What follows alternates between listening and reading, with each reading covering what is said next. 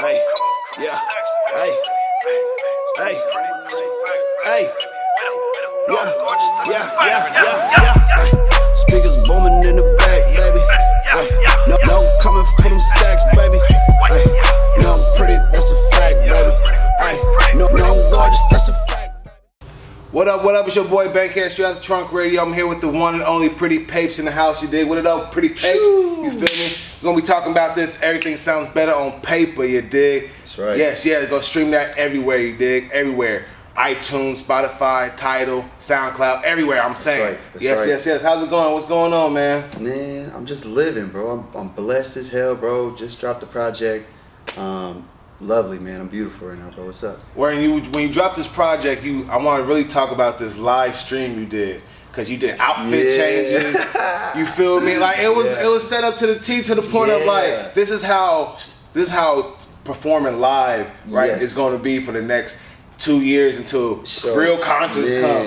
And you really put like the forefront of what you did was put on a real show and a real change of outfits and just the audience engage with your fans. So how did that idea happen? How the idea came about, man, I mean, really, shoot, me and my brother Steven, we would just kind of plot like, you know, different ways to present our art, you know what I mean? Like we could have done like, okay, the typical would be like, okay, it's 4 songs, we pick 2 strong videos, whatever, we shoot with that.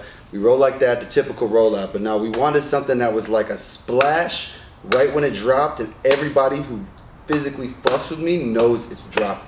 It's SBOP Live. It was a live concert experience.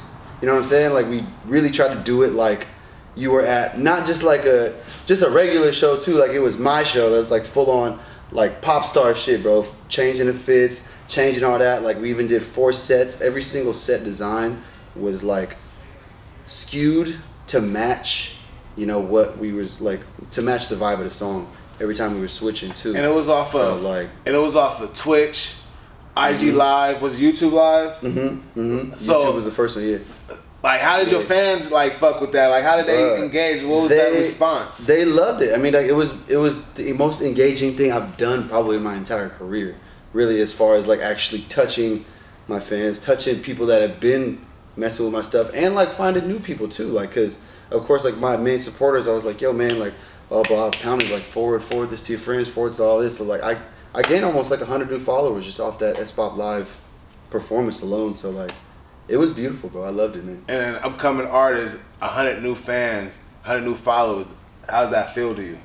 It's groundbreaking, and it keeps just moving faster and faster as we go. I mean, like, I remember when I first started, like how hard it was to just make like 1 fan. You know what I mean? Like to do a show and then like get like 1 or 2 people to be like, yo, that shit was hot. Give you a little dap. You know what I mean? Like, so like now just kind of feeling this momentum, gaining this momentum, it's a huge motivation, bro. It really is. All right, let's talk about the name of the project. Everything sounds better on paper.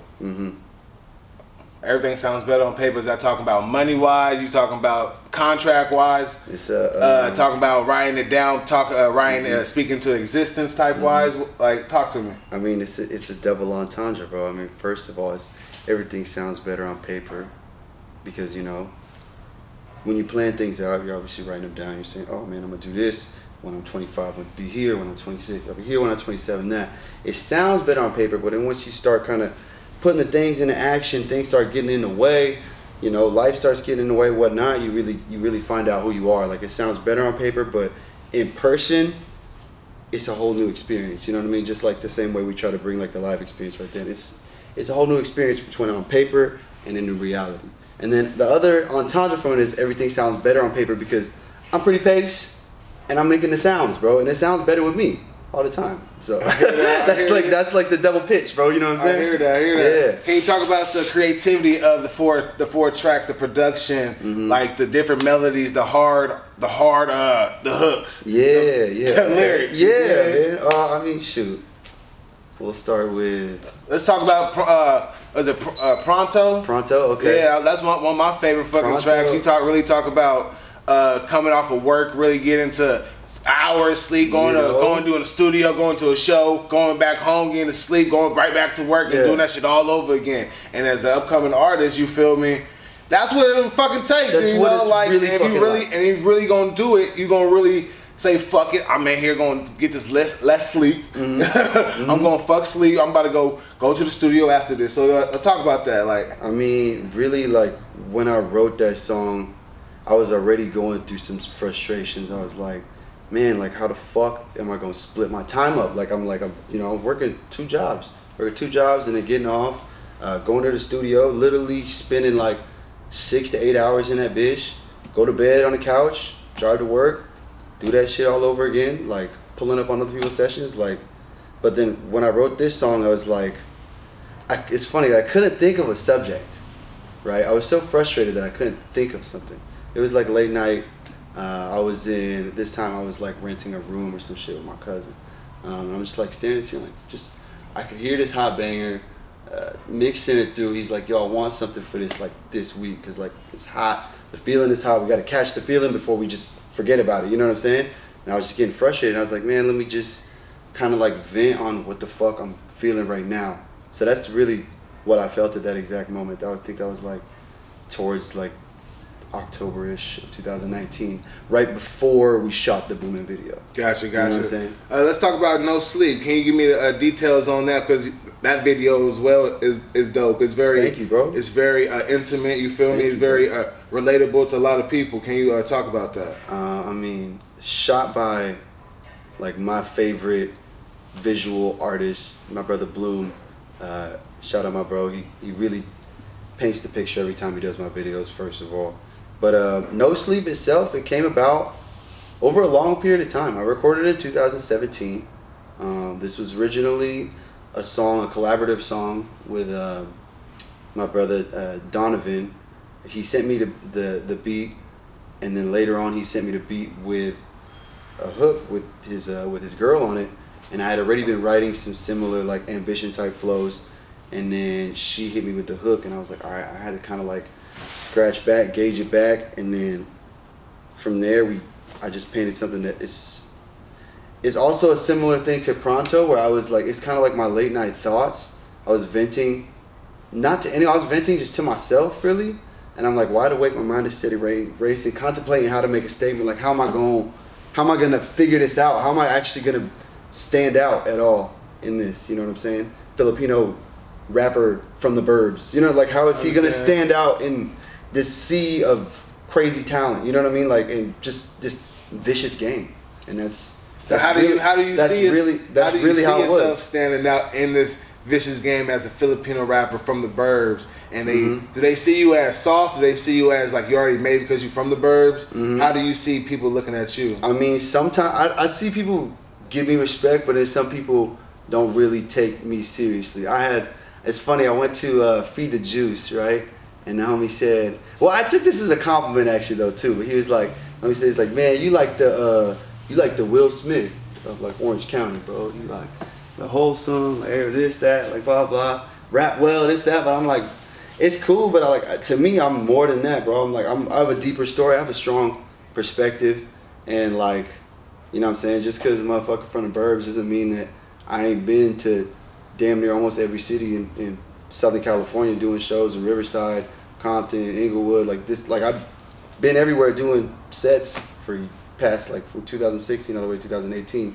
So it's like, you know, I'm from the burbs, but I feel like I've earned my stripes. If that makes sense. You know what I'm saying? Doing all this, what type of give me 3 lessons you've learned since doing all these shows in different cities and just doing the music shit? Like, what's some lessons Pretty Papes have learned and it's going to continue to live up? Okay, like early shows, I was very like, not like, I wouldn't fully go out. I was kind of rapping, but I wasn't like, I didn't learn how to perform yet. You know what I'm saying? I gave too much of a fuck about what the people was gonna think. I thought they was gonna judge what I was doing. Right. But then later on, when I started like, I forgot, my homie like C-Nice from Long Beach, like way back in the day, told me, he's like, bro, you just gotta get out there, and the less fuck you give, the more they're gonna fuck with you.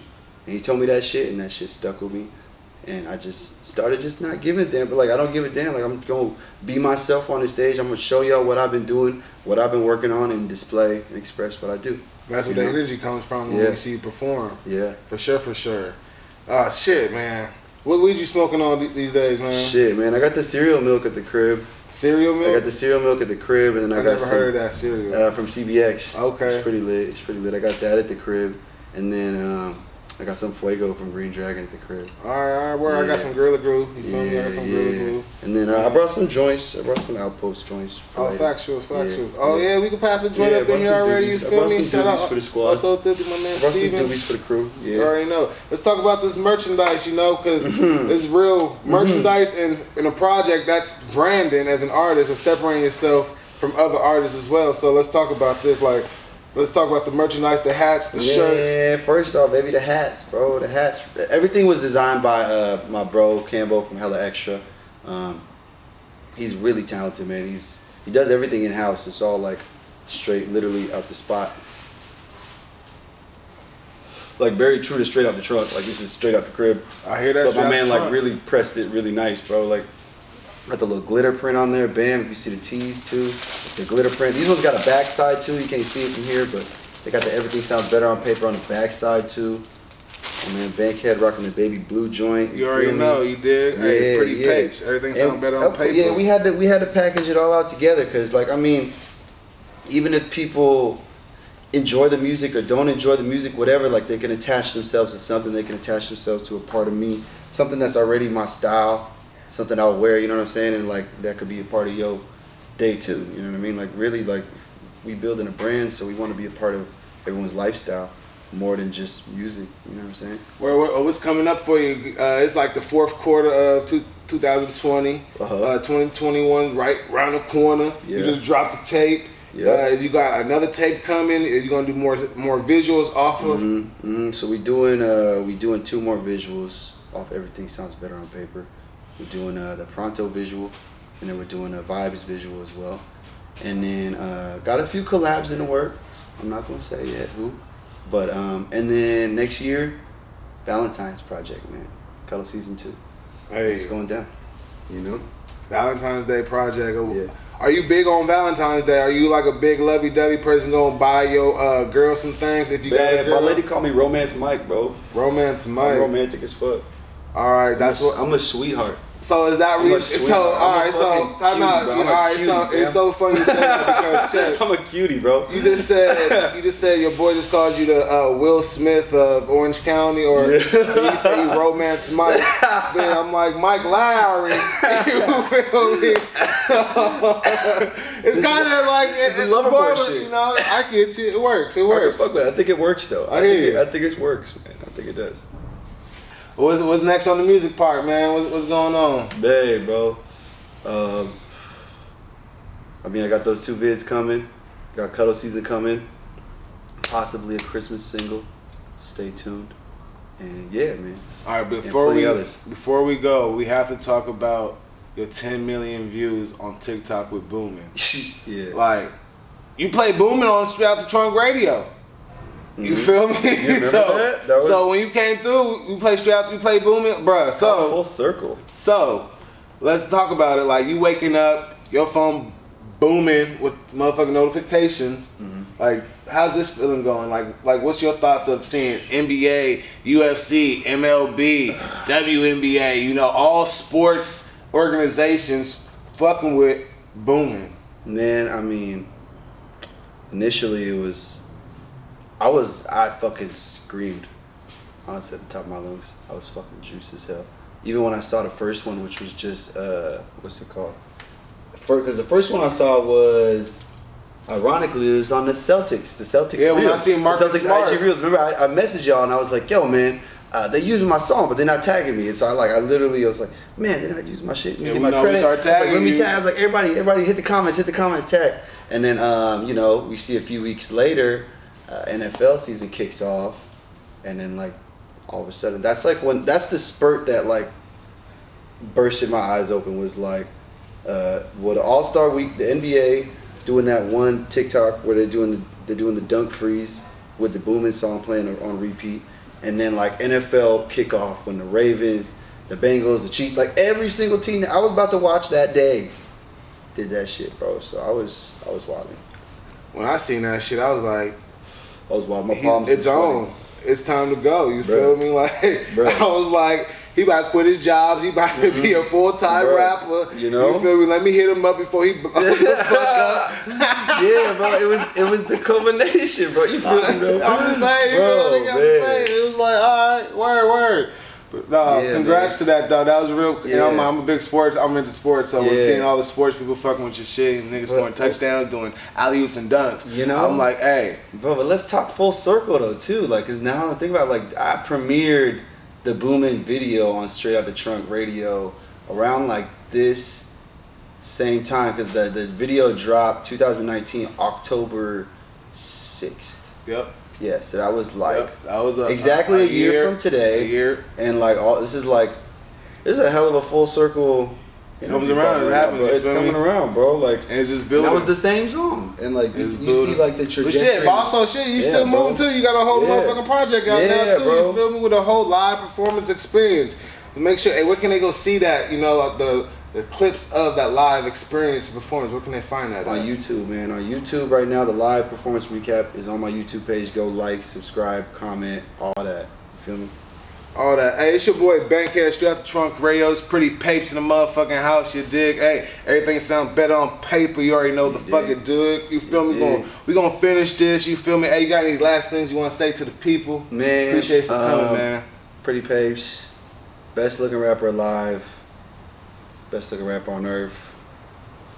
Beauty is the key. Pretty is not just an aesthetic. You feel me? Pretty is not just an aesthetic. It's how you view yourself.